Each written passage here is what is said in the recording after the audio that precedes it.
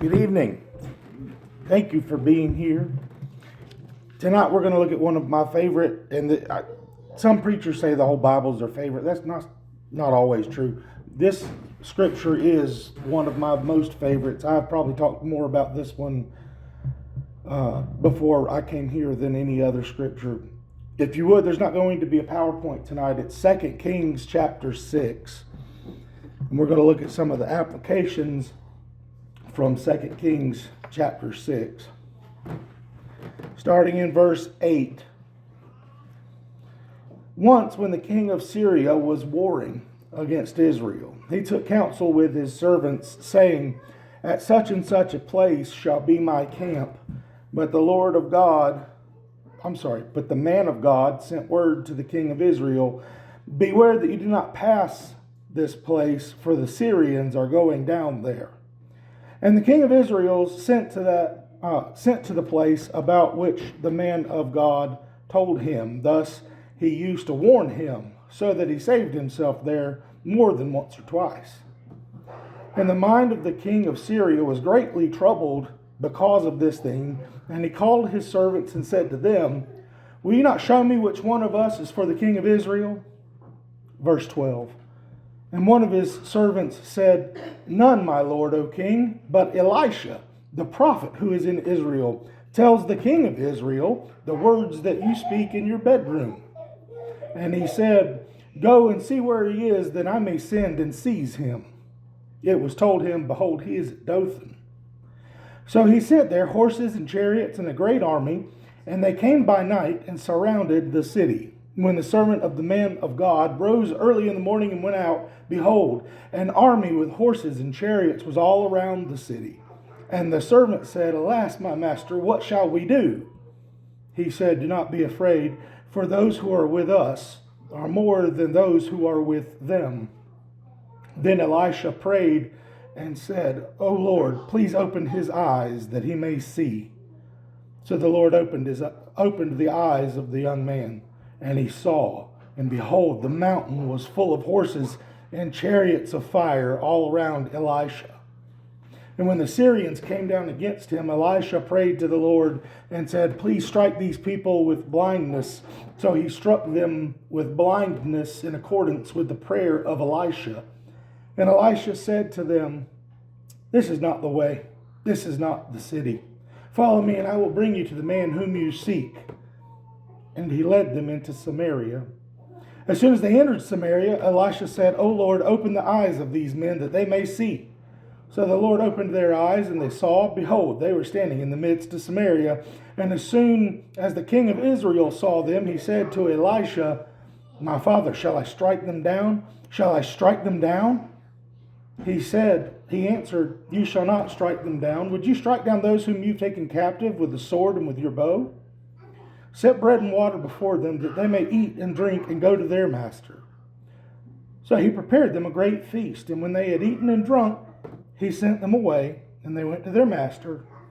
And the Syrians did not come again on raids into the land of Israel.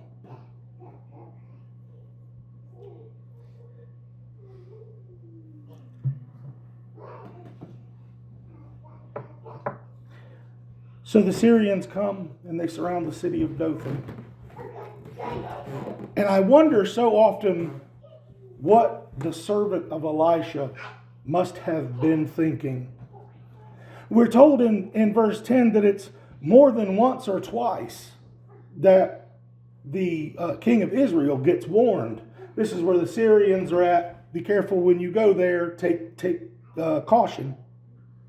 And yet the city where Elisha sleeps, his master, where they live at this point in time, God has not given them warning about it. So when he goes out in the morning, he looks and all around the city.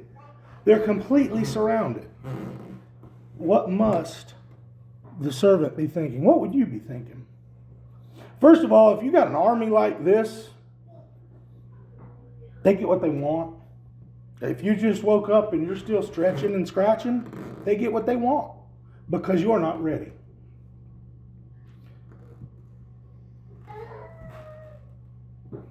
obviously this verse is supposed to apply to us, right?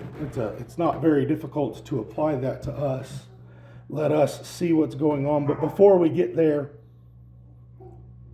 we have to understand that many times in life we don't just straight go there, do we? When things have surrounded you, how do we feel about that? What does it do? Where does it take your mind? What kind of answer are you going to give for things that are problematic in your life? Because you can see from the wording for the servant of Elisha, this is problematic. The entire city is surrounded. It's not like Elisha can just walk out with a sword or with a bow and by natural means defend himself or himself and the servant. With the city being encapsulated, the ruler of that city is going to make answer for the demands.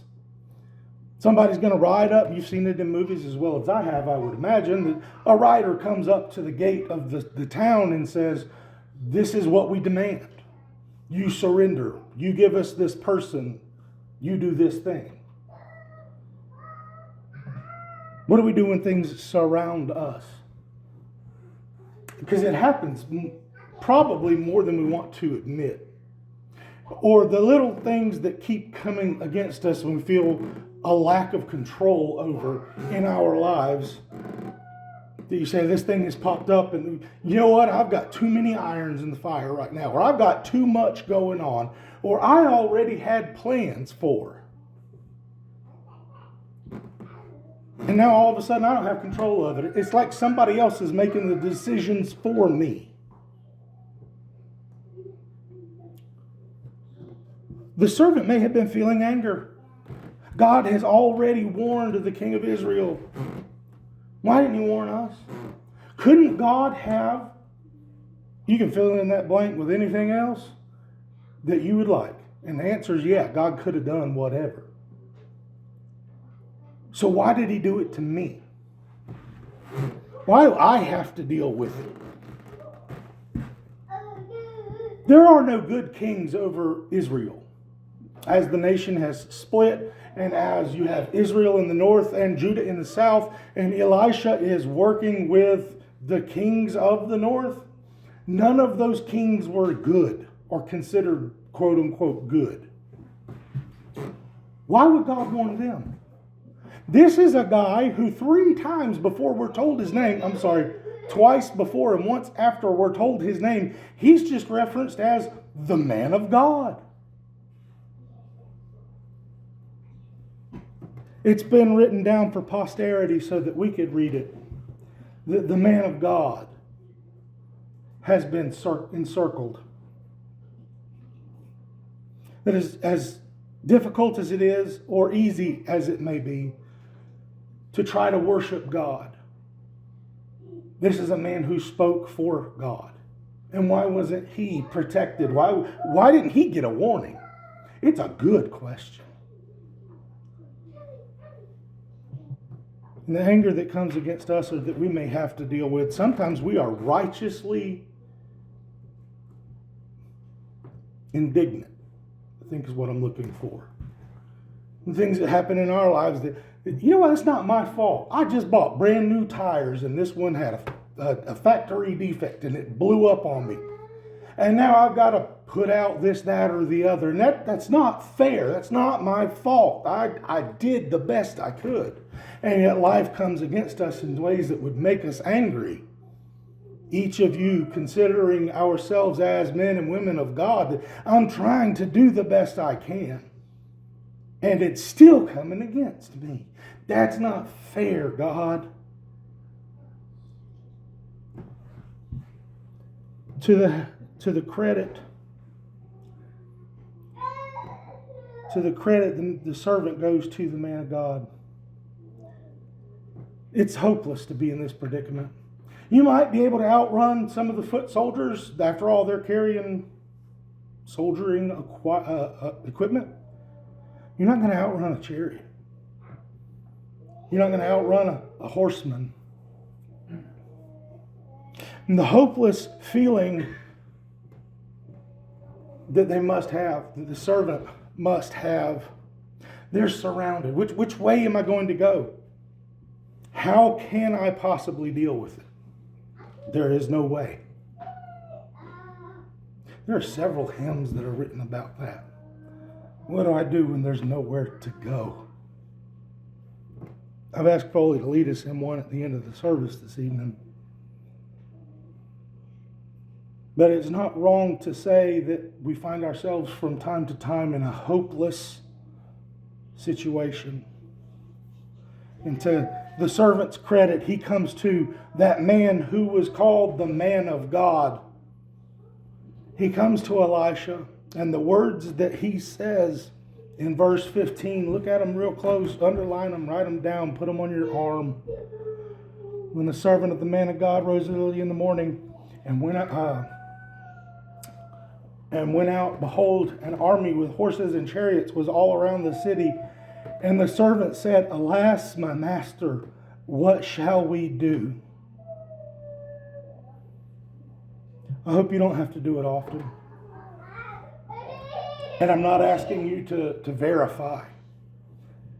But if you've never had to hit your knees and beg God, what can I do?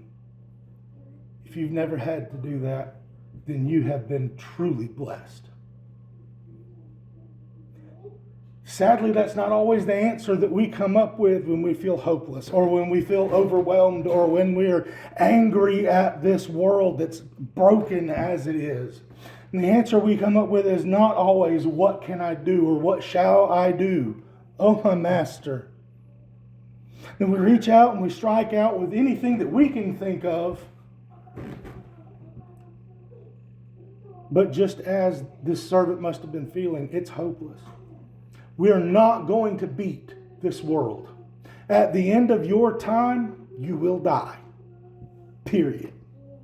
That's it. Life is unfair. You pay taxes and then you die. And that's all we've got. But the Lord. Look at the answer that is bookended from the question. The question, oh my master, or alas my master, what shall we do? Do not be afraid. Look for a Google search if you want to on your own time, not at the moment. But just Google the exact quote, do not be afraid, in the Bible. It comes up all over the place, especially when God is working. When God does something, when Jesus appears in places or does certain miracles, whenever things happen and people can't explain it, it's just astounding. You'll read words that say, do not be afraid. And that is because the power of God is astounding. Inexplicable awe. I don't know how it happened. The power of God is so great that nothing is more impressive than watching Him work. That's not what the servant sees. When Elisha says, Lord, open his eyes that he may see, verse 16, do not be afraid, for those who are with us are more than those who are with them. Oh Lord, please open his eyes that he may see.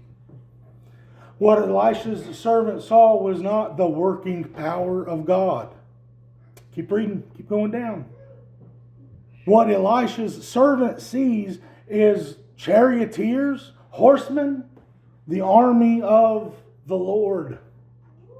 They're standing there in their flaming attire. God's not even doing anything. All he did was show up. Now back that up to what I just said just a minute ago. When we are overwhelmed, when we are angry, when we are hopeless, when we are afraid, God just needs to show up. His power, His might, and His plan are so important and so unfailing. He just needs to show up. Nothing even happens. This army, it doesn't matter. They surround the army that is surrounding Dothan, and they just stand there. Look through your scriptures. When does the charioteers come down and overtake the charioteers of Syria? When do the horsemen ride down the infantry? In the King James Version, it is written, a great host. Horses, chariots, and a great host. God doesn't even do anything outright to the army of Syria. He just shows up.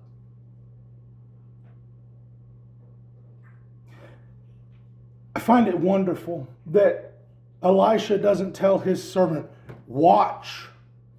Lord, open his eyes and let him watch.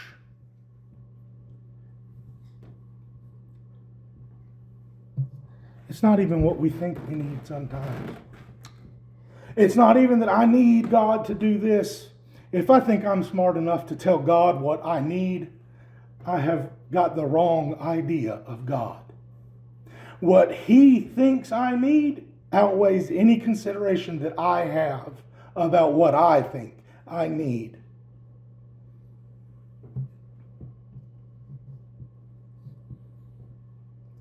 There's a dynamic here that we may not look at. I want to shine a light on it.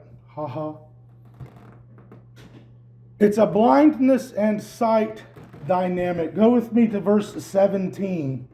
Elisha prayed and said, O Lord, please open his eyes that he may see. So the Lord opened the eyes of the young man, and he saw, and behold, the mountain was full of horses and chariots of fire all around Elisha.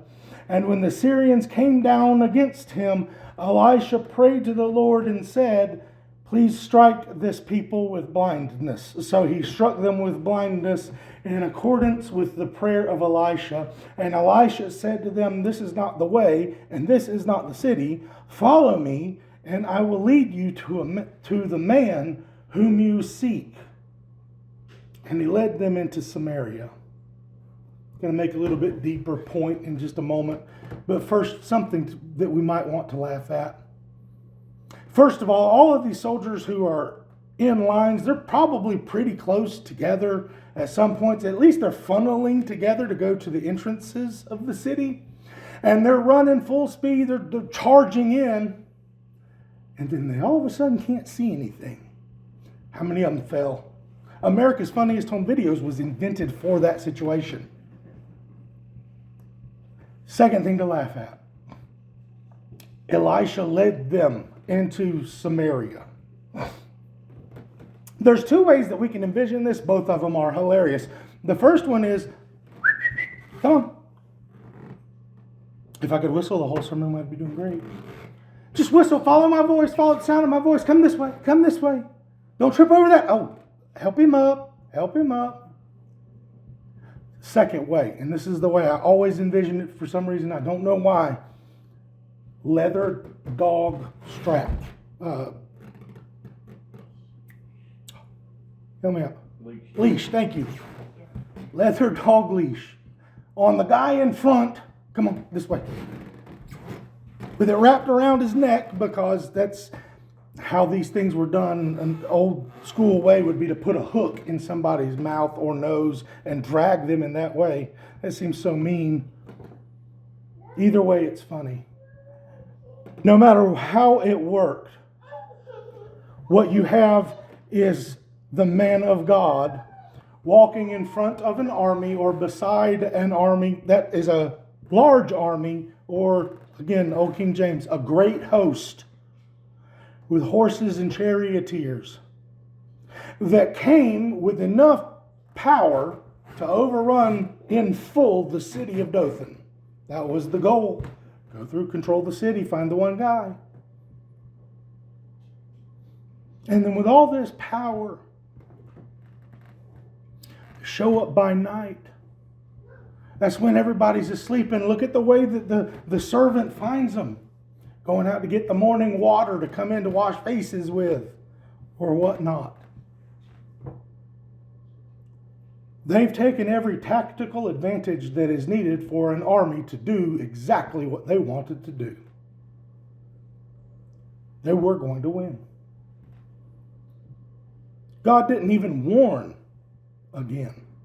his servants to flee. It's not comfortable, but we also need to understand that sometimes the things that come at us in our lives that overwhelm us, that anger us, that make us feel helpless and afraid, sometimes those things are there just so that we say, "Oh, Master, what can I do?" That's not comfortable. That doesn't feel good. That's not a Hallmark card that you can send to someone. "Dear Trey, I know you're sick. I hope God teaches you a lesson quickly so you can heal. XOXO. I don't want to hear it. I don't want to hear what I have to do. I don't want to hear what is required of me. I just want God to step in and fix it. No matter your size, no matter the size, the skill, the armament, the training, the conditioning, the placement, the terrain advantage, or leadership, no power on this earth can remove one hair of the head of any servant of God. Period.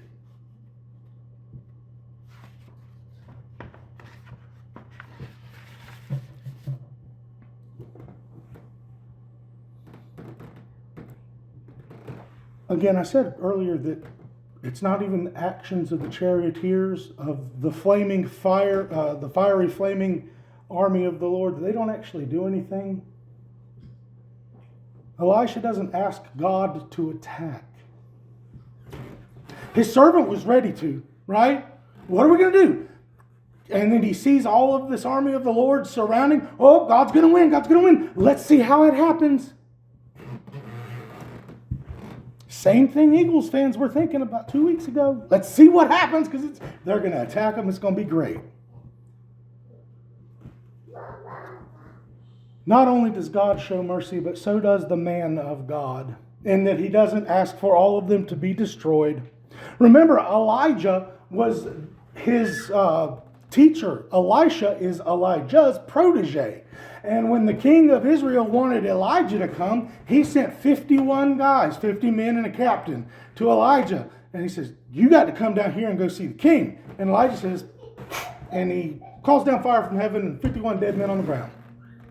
And they do it a second time. So now there's 102 dead men on the ground. And they do it a third time, and that 51st guy says, wait. He told me to tell you, don't burn me up. King wants to see you. I'm going to walk away now. That's this guy's mentor. And what this guy does is not ask for their lives. But first he says to blind them. Then he leads them into a captured area, place. They're in a captured manner. And when the king of Israel, their enemy, remember, the king of Israel is the one that this whole story is about to begin at the beginning anyway. Who is it that's for the king of Israel? Nobody, my Lord, but Elisha, the man of God, sends and tells him the things that you speak in your bedroom. When the king of Israel sees them, the verse is 21. My father, shall I strike them down? Shall I strike them down? And the answer given in verse 22 is mercy for the enemies of the king. Not only is it mercy, they don't keep their sight lost. That makes no sense. They don't remain with a loss of sight. Their sight is restored. At the beginning of verse 23, a great feast is prepared for them. At the end of verse 23, it may not seem like a big detail, but it really is. That they're allowed to eat and drink, and then they may go. So he prepared for them a great feast, and when they had eaten and drunk, he sent them away. They were sent to their master. Why? So that they could learn the lesson that they learned. And what is that? That God's too powerful, that I can't do anything against God. At least this God, and it's the one that we serve as well. That nothing can stand as the enemy of God and prevail. We can have somebody licked. I mean, just plain licked. The army of the Lord just shows up, not even to show you what they can do, but just to see what God's going to do. Have we thought of it from that perspective? That Elisha tells the servant, look, or prays to God for the servant, open his eyes that he may see. And here's the army of the Lord. Have you ever considered them just the pep rally squad? That's really the full a full extent of what they do. Nothing. They just stand there to watch what God can do. It's not easy to do. When I'm angry, when I feel hopeless, when someone else is making plans for me and I feel like I can't control things on my own. This result is what we're supposed to emulate as well. The way it's preferred, and this is the last scripture we're going to tonight, or last area, Romans chapter 5, if you would. A couple of scriptures here in Romans. In Romans chapter 5, let's look at some enemies of God that need the attention of his army. Romans chapter 5, starting in verse 8. But God shows his love for us, in that while we were still sinners, Christ died for us. Since therefore we have now been justified by his blood, much more shall we be saved by him from the wrath of God. For if while we were enemies, while we were reconciled to God by the death of his Son, much more, now that we are reconciled, shall we be saved by his life. And we always like to put ourselves in the most prominent place, to think of ourselves as a main character. And that at one time, we weren't the servant who needed his eyes opened. We were the enemy who needed to be blinded and understand that there is nothing that we could do to prevail in our own strength, to control our own lives, or to pass judgment on anyone else. And that while we were still sinners, a man of God showed mercy. A man of God walked out and said, I will take you to the man that you're looking for, and brought us to Christ. So one more and last verse, Romans chapter 8. We start in a weird place in the middle of the 31st verse. If God is for us, who can be against us? He who did not spare his own Son, but gave him up for us all, how will he not also with him graciously give us all things? It's amazing what the power of God can do over our lives if we'll just open our eyes to see that the most powerful thing we can do is turn ourselves over to him.